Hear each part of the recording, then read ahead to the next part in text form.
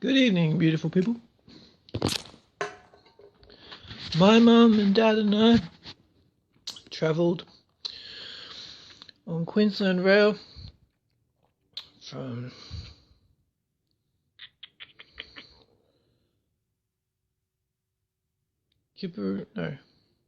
Roma Street Station to Cairns Central Station. It took us 25 hours to get there. Our train was running late at first, but then somehow they made up time. Don't ask me how they managed to make up time, because they were 10 minutes late and they stopped at one place for 20 minutes. I told myself I wasn't gonna get my folks to buy me food on the train, but I ended up eating the food on the train. I had honey soy chicken.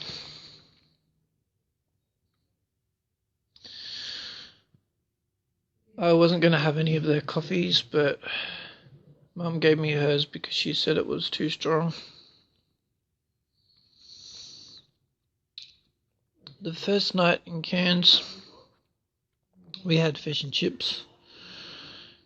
It was Spanish mackerel.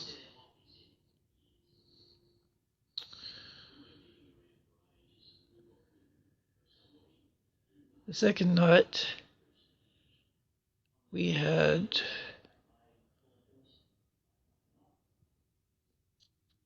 croissants with Jarlsberg cheese.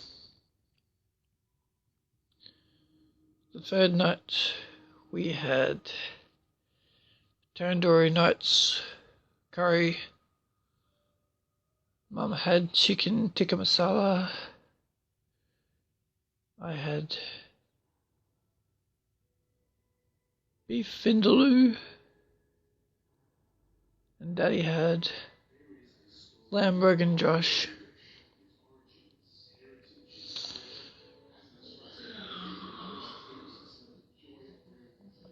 The day after that, we had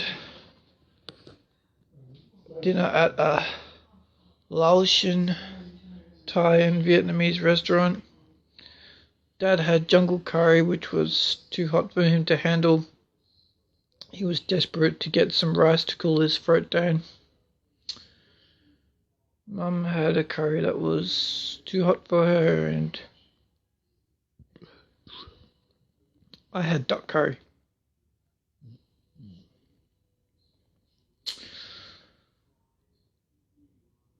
Tonight we had Turkish kebabs from the local Cairns branch of Alibaba's, which I would highly recommend. We went on tours.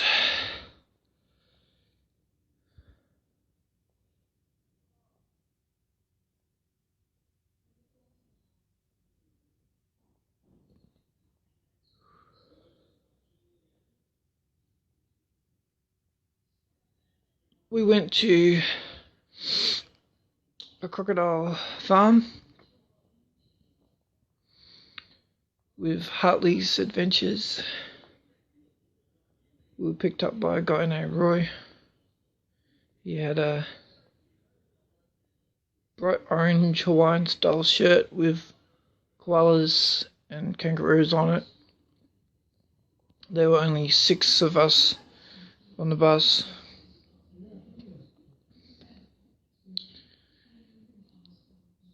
At Hartley's, we were out on the river while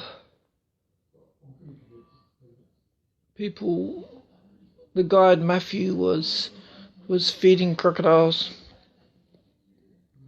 and telling us about their lives. We got to watch a live feeding demonstration from the land. We got to see sleepy koalas sitting on their eucalyptus trees stoned out of their brains. We saw cassowaries, Fijian iguanas. We saw a snake show. The snake handler had been bitten, but he still chose to keep on handling snakes. All of the known cases for being bitten by snakes in Australia have been endured by snake handlers. It blows my mind that anybody would choose to handle snakes, yet alone choose to continue handling snakes when they'd been bitten by a snake.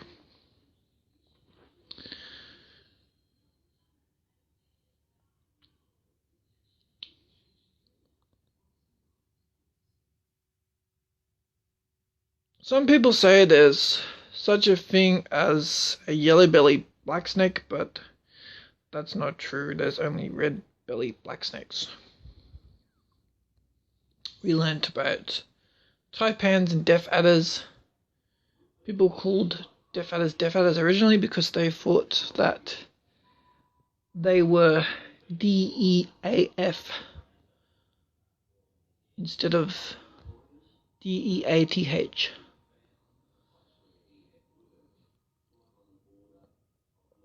There's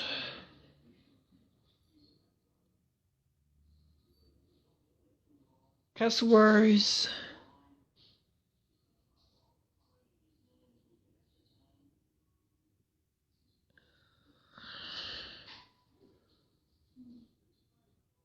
All sorts of lizards.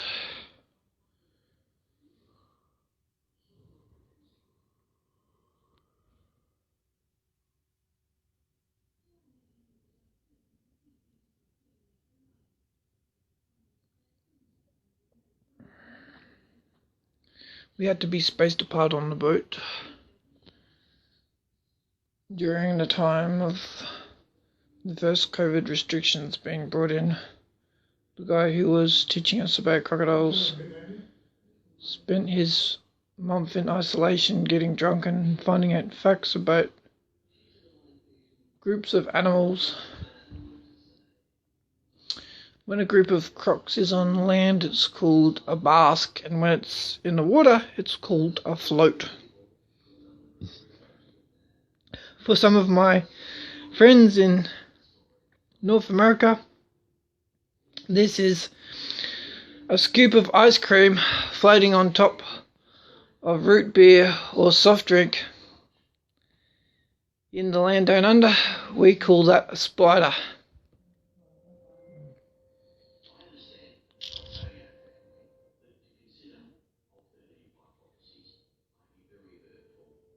One of the crocodile handlers was ill at ease because the way one guy was handling his kid, it made him think that they would soon become crocodile bait.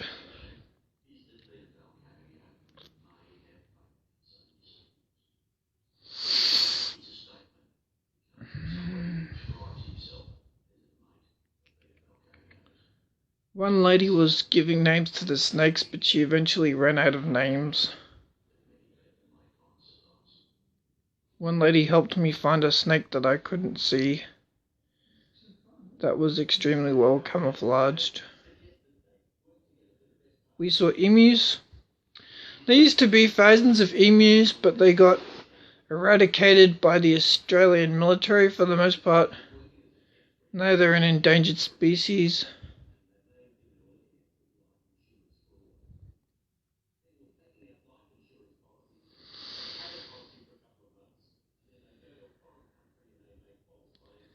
I was disgusted with Hartley's policy of charging a surcharge for people using debit cards.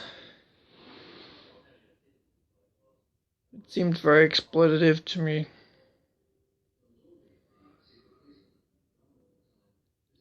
The jewelry range in the gift shop comes in part from a recent showcase of jewelry that was displayed in Sydney.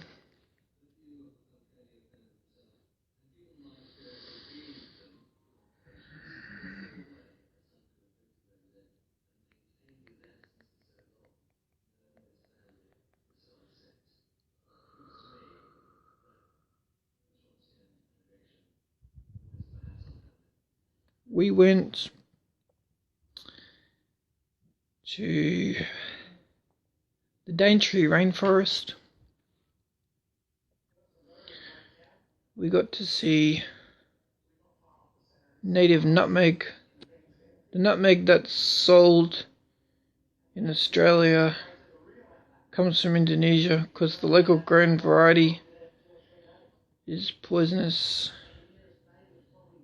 You can inject it or smoke it, but you can't swallow it. Not that I would recommend you smoke nutmeg. I don't know if it would have any hallucinogenic effects, but it just seems like a pointless thing to do. It tastes delicious on egg custard. It's supposed to be really bad for your health if you take great amounts of it.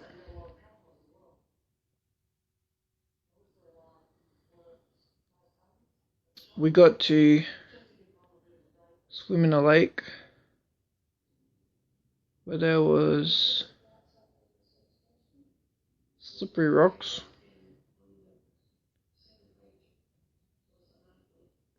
It was deep in the bush.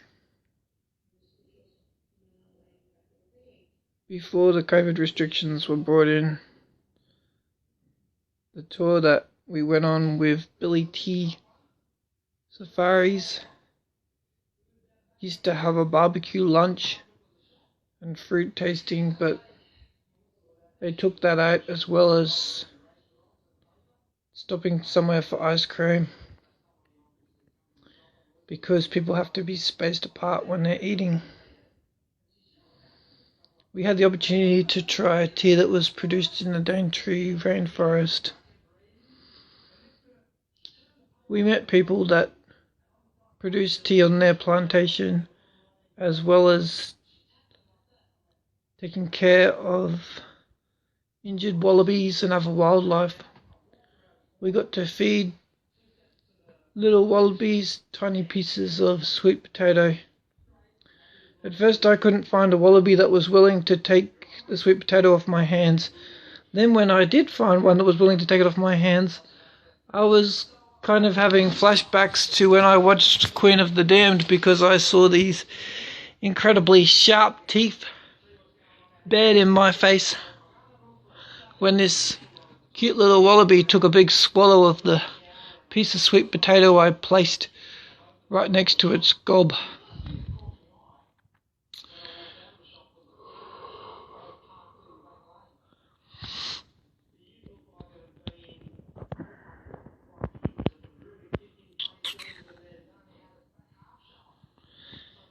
The local Aboriginal population of the Daintree rainforest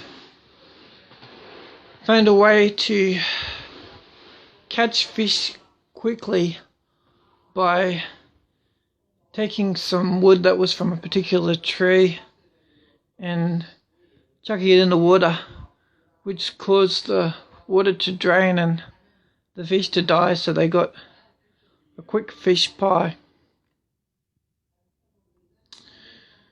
They didn't live close to the rainforest because it doesn't have the kind of conditions that people would want to live in because it rains most of the time. They lived closer to the beach or in higher regions, more elevated regions.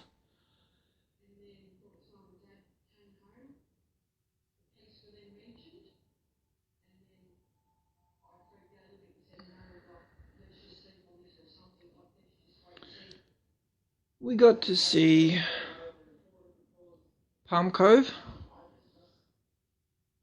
We saw where the Thin Red Line was filmed. People say that the Blue Lagoon was filmed in the Daintree rainforest, but they're lying, it was filmed in Fiji. The Daintree rainforest doubles as a location for Guadalcanal and the Solomon Islands.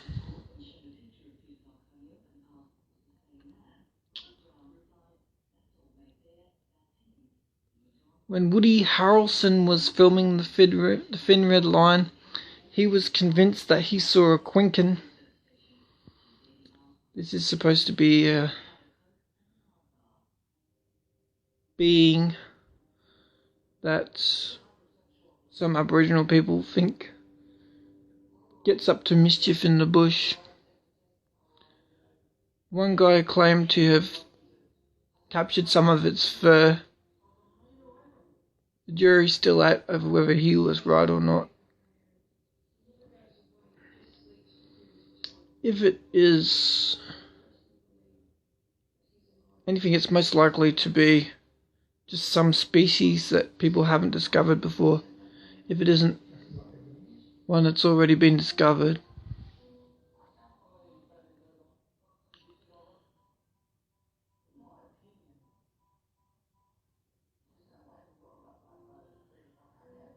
Some people in my bus managed to be amongst the 15% of people that ever see a cassowary in the wild. There were 3 cassowaries dashing across the road simultaneously.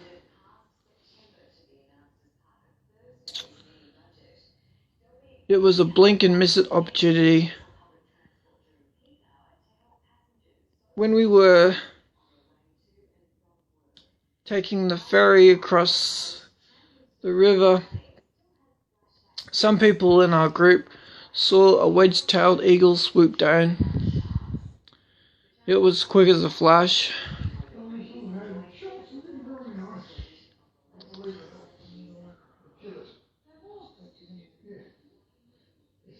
I got to see a kingfisher. I wasn't close enough to get a close-up shot of its face, but its wings are clearly identifiable.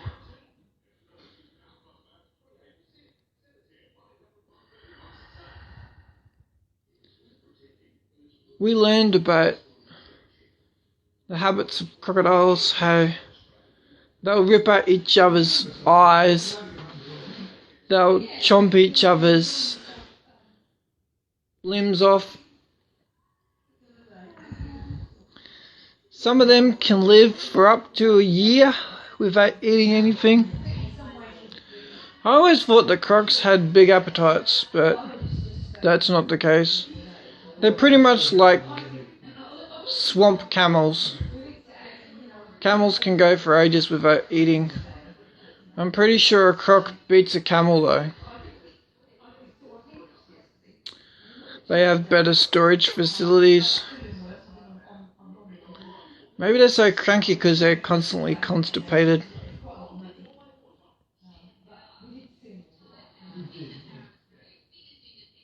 I think the longest crocodile they ever caught was when it was 6 feet long.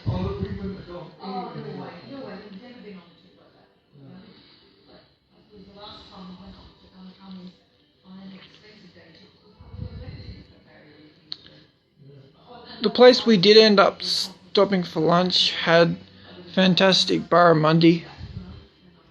It was called the Beach House Backpackers Resort. It's a very secluded spot. When we walked down the road to the beach, Dad cracked a coconut. He didn't get the juice out fast enough for us to taste it, but he managed to scoop out the flesh after a significant struggle. He definitely didn't win the competition for the world's fastest coconut scraper. I wouldn't even be in the running because I'm hopeless at scraping them. I can barely scrape them with my teeth, yet alone any kind of implement designed for coconut scraping.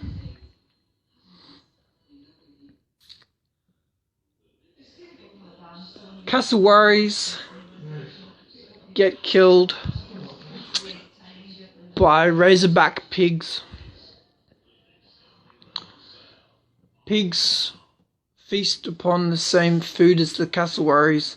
Cassowaries get drunk on fermented plums. They stumble across the road and they get hit by cars.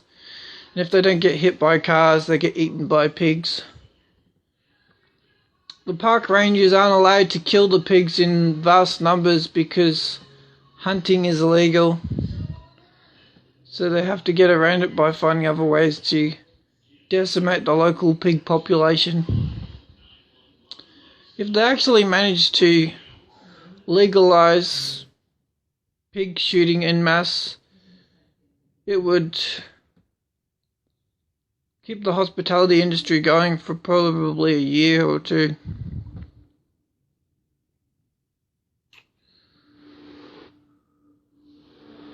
Even though the guy who was taking us on his boat and telling us about the crocodiles that were living on the body of water, he managed, even though that guy told us that we didn't have to space ourselves apart from each other and we could just move about on the boat. One guy tried to throw his weight around and he told a lady who was taking pictures near him to observe social distancing rules, as if we were all under some draconian empire.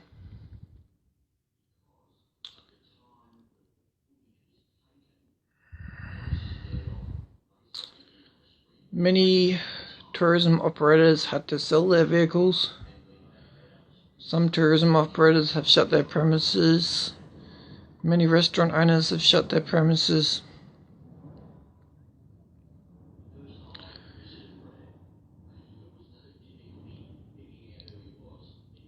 There's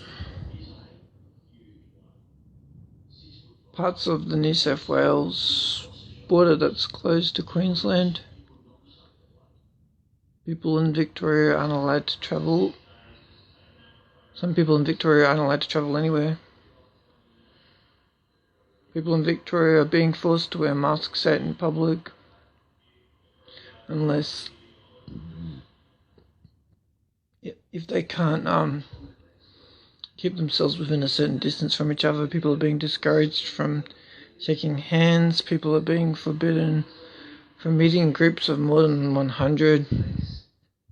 This is affecting a church called Living Light that takes care of the homeless community in Cairns. The homeless community in Cairns is small, but it still exists, and it consists of a large number of Aboriginal people.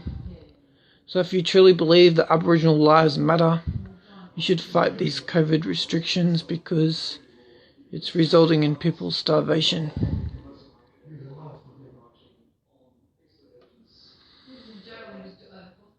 International flight was lifted without me even knowing about it before restrictions were returned in part in New South Wales. Now the number of international visitors is being restricted. It really cheeses me off that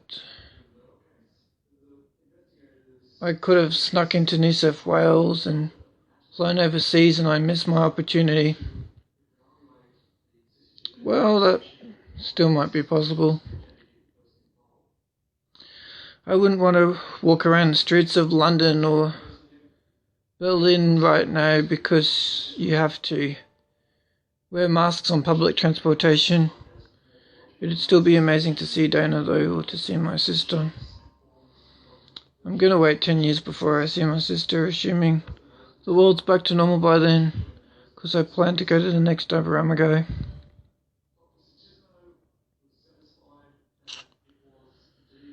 Mum and Dad and I spent some time walking along the Esplanade.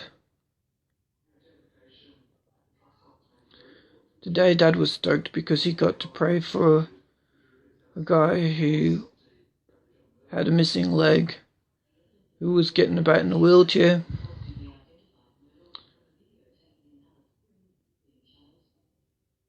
He connected with a guy who's part of Australia for Jesus. He's got the same passion that he does to see every soul won for Jesus Christ. He encouraged me to share the gospel with young people, and he reminded me of the blessing that I've got to be raised in a Christian home. Sometimes I take that blessing for granted. Sometimes I'm not conscious of all the opportunities that have been afforded me in life to have an education from grades 1 through to 12, to have a Christian education, to live in a country where for the majority of my life I was able to go to church anywhere in the country. I could have gone to a night service for a church tonight, but my folks didn't want to go with me, so I had to grin and bear it. A lot of church services have gone online. Those that haven't gone online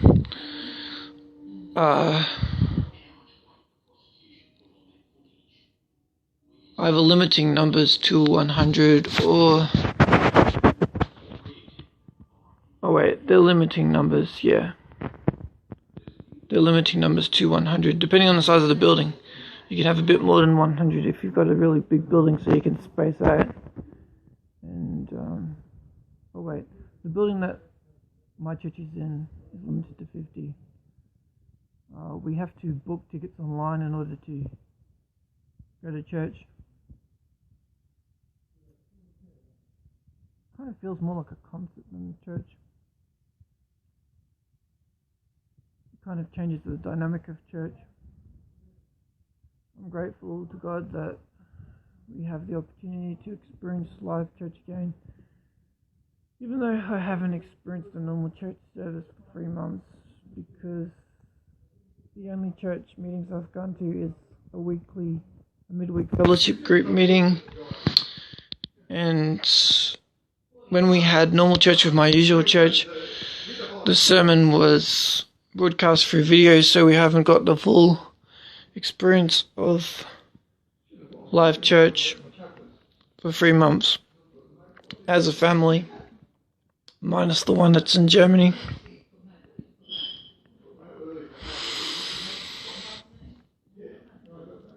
Because one of my sister's writers struggles to do interviews, my sister's husband was flown out to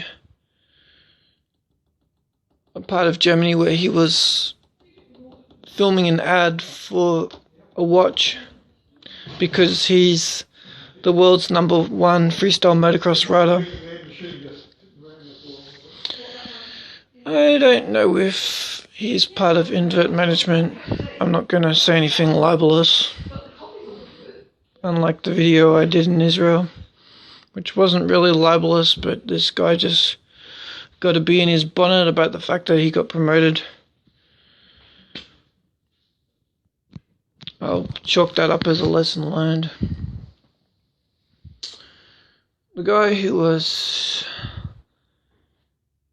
taking us all over the place for Billy T, safaris, knows martial arts. Another guy on the tour also knows martial arts, and he was joking about which martial art form is superior to the other one.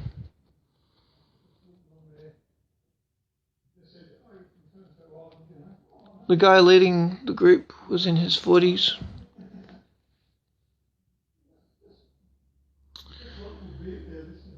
It's easy to have an attitude of inferiority to other cultures. It's easy to swallow a lie that other cultures need our help, that they won't survive without us, that they can't follow God without our assistance. But truth be told, the majority of people who believe in God in the world come from Africa. They don't all follow God in the same way I do. They don't all agree with the same things I agree with, but they agree on the fundamentals that this world was made by God. And He has a Son, Jesus Christ, who died for the sake of our salvation.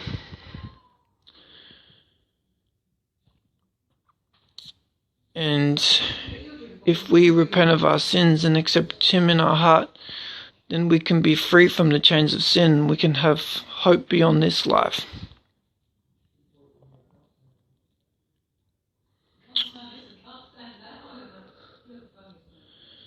Today, Mum and I had prawns on Pawn Stars boats. That's Prawn, Prawn Stars. They've got free boats. You can, as in number 3, it's my lisp coming through. You can sit in the boat and eat prawns. You can drink alcohol because it's offshore. I wouldn't advise you drink it to excess. It's okay to drink it in moderation unless you're pregnant.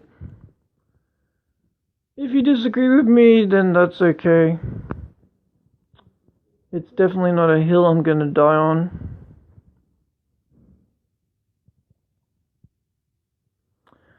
I was encouraged to meet a young lady from Bangalore who is a champion for coexistence.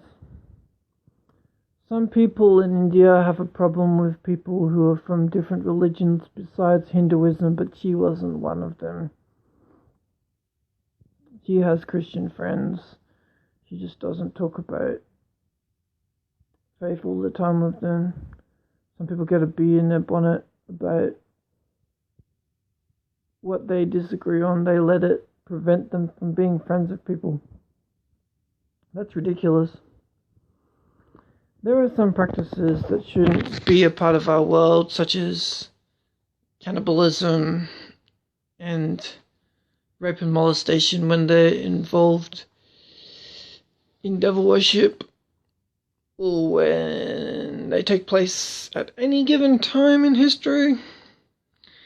It's crazy that some people make excuses for pack rape, like they say that people are inviting it with the way they dress. I don't believe that, because if a woman wears a veil from her head to her toe, she will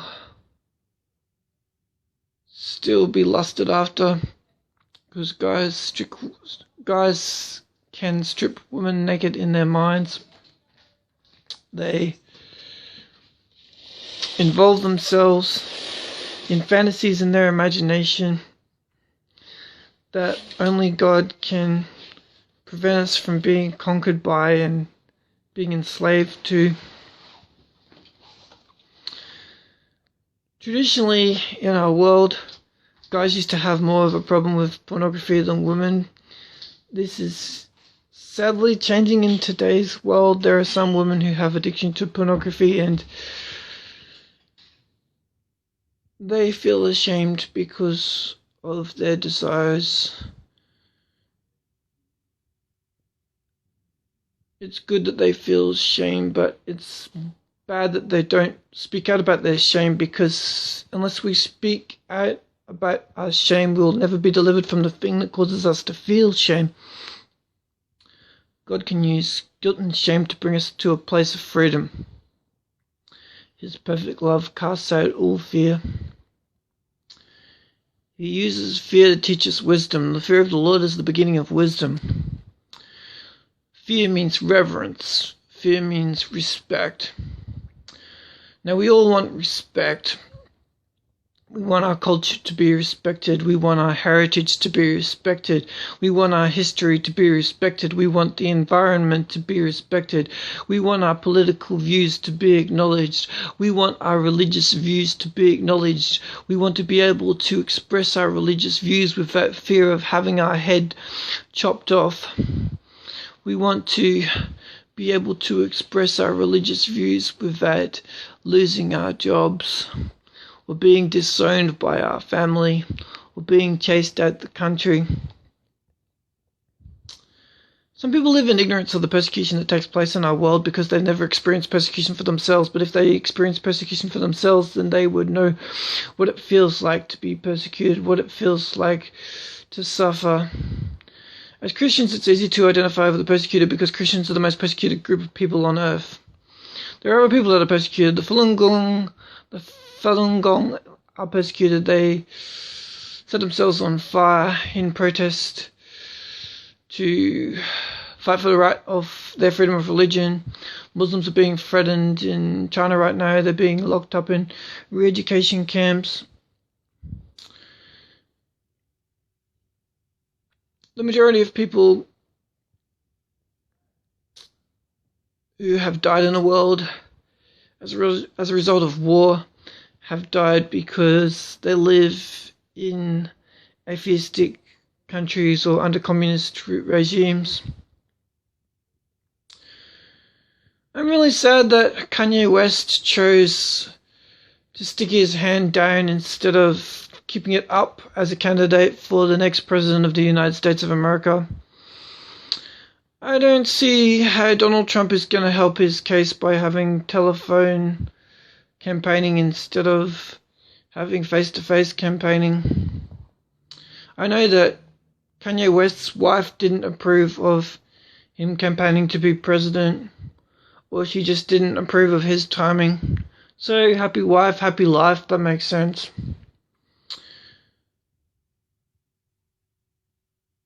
I was told that she responded to him telling her how to dress by dressing in a more modest way.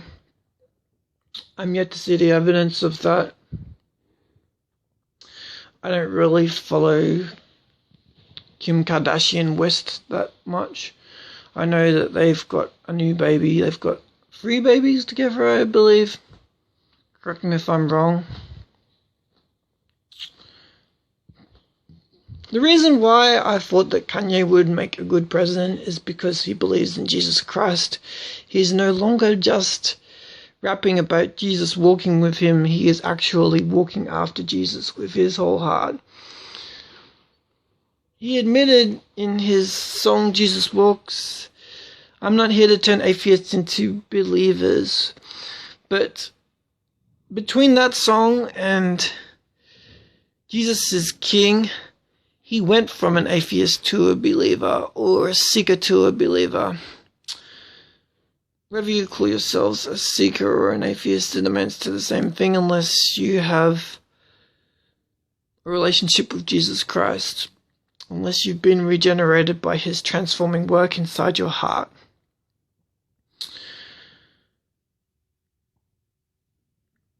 I find it hard to have friendships with some people without straying spiritually. I spent a few days where I didn't interact at all on social media. This is mostly because I've been working through a stack of books, but also because I found myself in a place where I was intentionally seeking after the fire of desire that destroys the innocence inside of me, that causes me to revert back to my old man self, that causes me to think of evil as good and think of what's pure and loving as being hateful or crazy.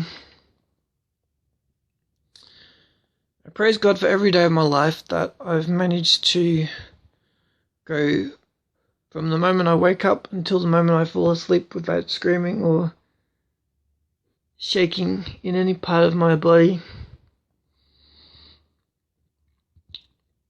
The Indian lady that I met was in Sydney. Then 4 years ago she moved from Sydney to Brisbane. She's been to Fraser Island. she thought her friend was crazy when he moved to Fraser Island. She said, "What are you going to do on an island?" But then she saw the merit in how he was living and thought it was off the chain awesome.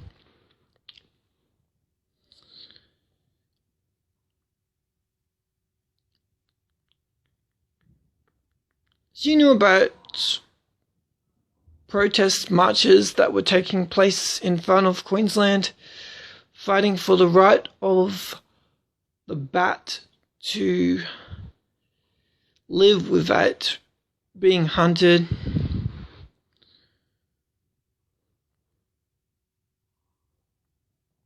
There are trees that are considered a weed in Hawaii that are protected species in Australia. There's one part of the Daintree rainforest that is referred to as being like Noah because there's so many different species of plants there. According to my dad, there were no plants on the ark.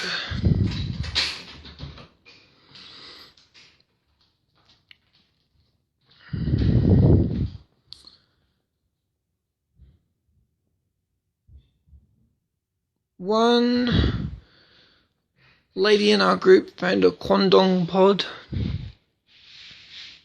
They're blue pods. There's one kind that's safe to eat, which I ate, and another kind which can kill you. I didn't know when I ate the kind that I ate that there was another kind that could kill me. So I'm definitely going to be more careful when I pick them up in future, unless I'm with an expert that knows the difference between the ones that kill me and the ones that don't. I don't want to live that kind of risky life. Jesus said, not to put yourself in the way of danger, not to tempt the Lord your God, not to test the Lord your God. Even though it's true that God can use his angels to look after you so you won't dash your foot against a stone. The guide told us that there were stones found on the beach that people have taken off the beach and they've had bad luck. Then they returned the stone to the beach and they had good luck again. I don't believe that good things happening in people's lives or bad things happening in people's lives is dependent on whether they take a stone from a beach, but I do believe that it's important to respect traditional cultures and not take things from people's traditional country if it offends them. Every so often,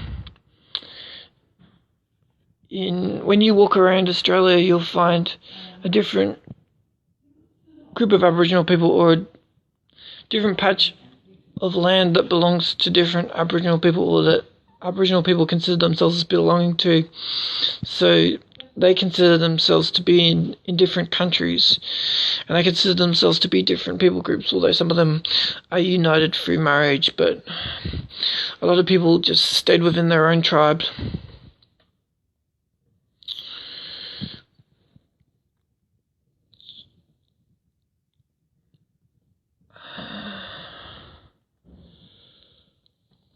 There are trees so tall in the Daintree rainforest that they are the same height as sequoias that can be found in the United States of America.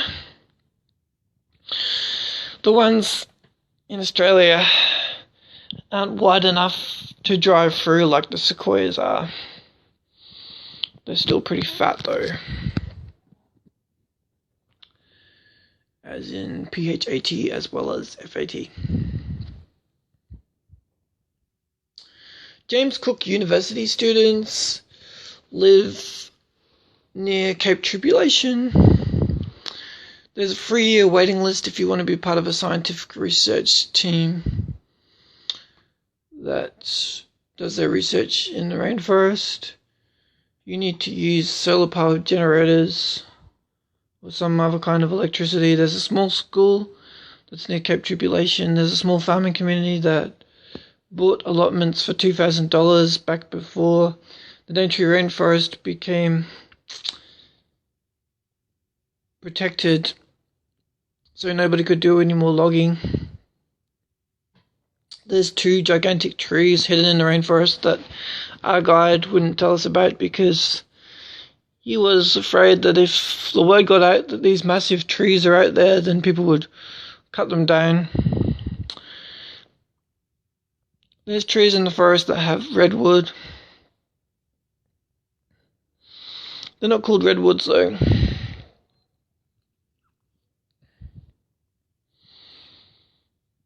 When I was swimming in the lake, the water was extremely cold at first, like being on the inside of an ice cube, but then it became comfortable. Not quite as warm as a spa, definitely not as hot as a sauna, just pleasantly lukewarm.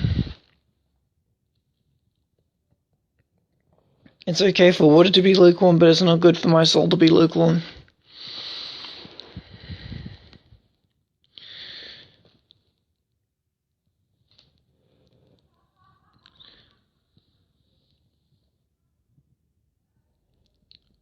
Mum ratted out the people that were staying in the room next to us in our hotel because they were making a loud noise at the top of their lungs in the middle of the night.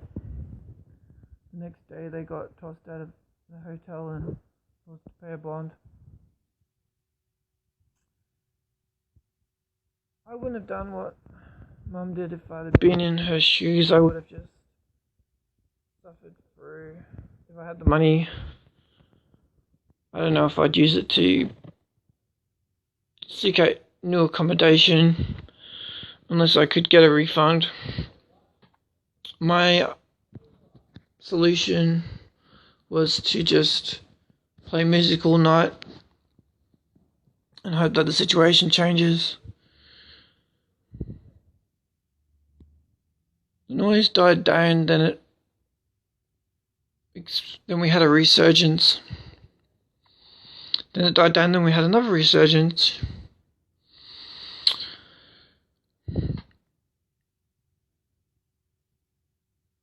I haven't got a problem with noise. I've got a problem with people cussing, especially when they're doing it at the top of their lungs. But I also believe in coexistence. If people are happy with me sharing my religious and political views, then I'm happy with them sharing their religious and political views.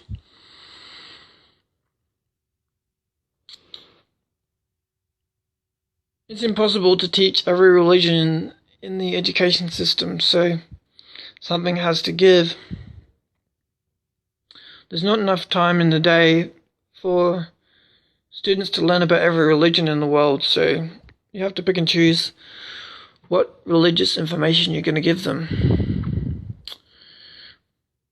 Someone's always going to miss out.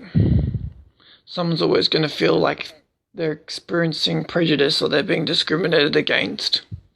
Sorry, Pastafarians, you're not going to get your religion taught in schools anytime soon because you're ridiculous. You tell people to wear calendars on their heads. I think most people know that Pastafarians are a sick, sad joke, yet people are allowed to claim it as their religion on their driver's license. I'm pretty sure it started as a joke, then enough people just did it that they started to take it seriously. It's possible they did it to make a mockery out of religion itself. It's hard to tell if people are serious when they say they're Pastafarians. The first time I came across it, I was pretty sure that my friend was joking. It's amazing how gullible people are. It's amazing what people believe in. I actually met a lady who started her own religion. I can't remember what the name of the religion was.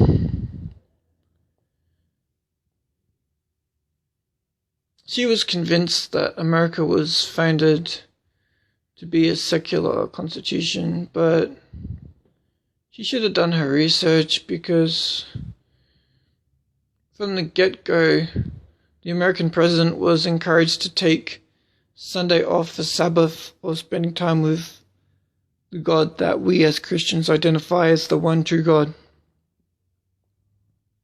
So America's always had a foundation as a Christian nation. Whoever denies that just hasn't done their research. It's kind of scary that the Equality Act is potentially going to be used for people to try to bring legal protection in for people that want to touch little boys and girls' genitalia and claim that it's their right because they self-identify as a pedophile. God help us. Currently in California, people are allowed to work in schools if they self-identify as a pedophile, as long as they haven't committed pedophile-like acts, if they haven't intimidated little children and tried to strike up a relationship with them like one lady did with her student, and all the other kids in the classroom knew about it. Praise God that she lost her job. She definitely needed psychological help.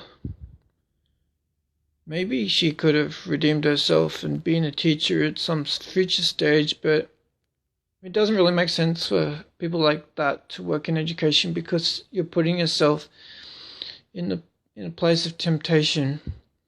Like if someone has an addiction to pornography, it's stupid if they work in a strip club serving drinks. If they want to be something other than if they want to be something other than a pornography addict. If you don't want to change your life, stay in a situation which causes you to be constantly tempted. Now, I feel like God was telling me to be like Hosea. Not necessarily to be in a relationship with a woman that's a prostitute or a stripper or an exotic dancer or one who works in the pornography industry, but to be able to relate to those people without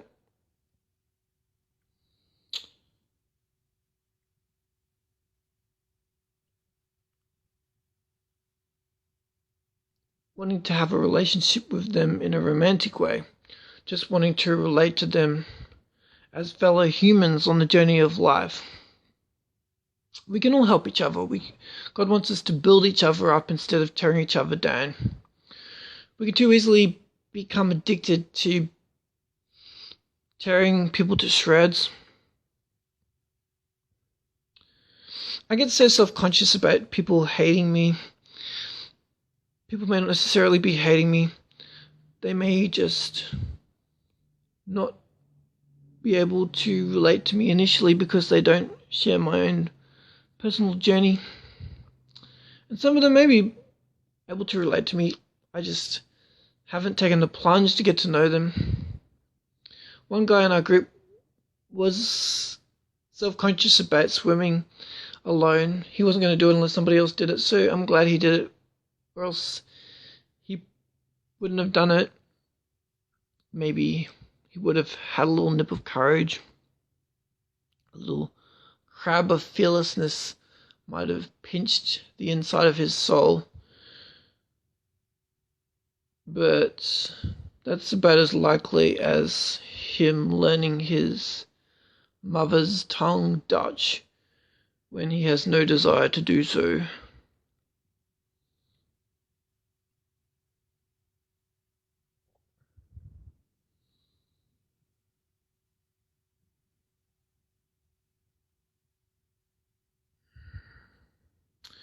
Our hotel, Kansas City Palms, gives us free scones every morning.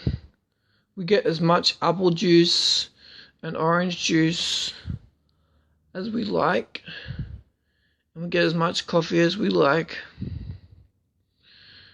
It's pretty close to the beach. It's pretty close to the Esplanade. We passed through Port Douglas, but we didn't check it out to its full extent. One guy gave $50 to the bus driver. My parents said he was being flashy. I just thought it was awesome that he was being generous. God wants us to have generous spirits. He wants us to be big-hearted. I find it easier to be generous with my money than generous with my time. I find it hard to share my thoughts. I find myself being almost perpetually unwilling to share my thoughts unless people are willing to pay for the experience. I'm afraid of rejection. I'm afraid of the way I am when I say something and it's misunderstood. When I say something and it's not heard right. Some people think there's a difference between hearing and listening, but I really don't think there is. Some people say the difference is that if you just hear and don't listen, that means that you just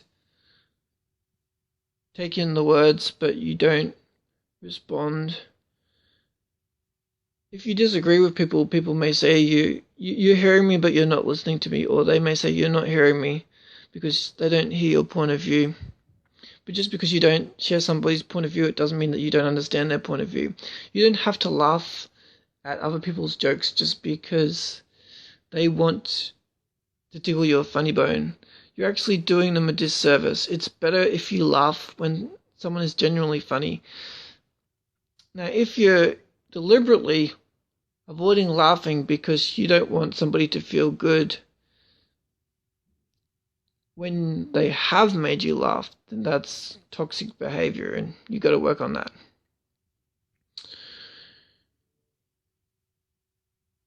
It's funny to me that there's one guy in Israel who was singing Oasis at the top of his lungs, and one guy at the hotel where we are, or over next door, was doing exactly the same thing. But the one here wasn't doing Radiohead's Karma Police, which was kind of ironic, hearing a Jewish guy sing about Hitler hair making somebody feel ill. I can understand that if you're going to be sent to the gas chambers and you've got that legacy. Maybe he wasn't a Jew, but he was just wearing a yarmulke like me, or a kippah, because he wanted to take home a little piece of Israel. I really should have given one of my kippahs to my friend instead of another friend whose mother doesn't like me hanging out with him. Maybe because I'm friends with his sister. It's weird how some mothers are overprotective. I know mine was protective, but I don't think she was ever overprotective. She wasn't underprotective. She was more reflective of Christ's heart. I'm really proud of my dad for being bold and courageous today and going out on a limb and sharing the gospel with a total stranger. I haven't got the guts to do that. I haven't got the inclination to do that. Some say the apple doesn't fall very far from the tree. I definitely have the same laugh as my dad. For years I tried to fight it, but now I have the same laugh that fills an entire room in one big belly gurgle. I can't escape it, and it drives me crazy, but it's just part of who I am, so I may as well accept it. I share different views to my folks when it comes to interacting with people from different cultures. Sometimes I'm more reluctant than them, sometimes I'm less. I try to be open-minded. God helps me to love like He loves. Everybody go to DJRiley.com if you want great fitness tips that will improve your life.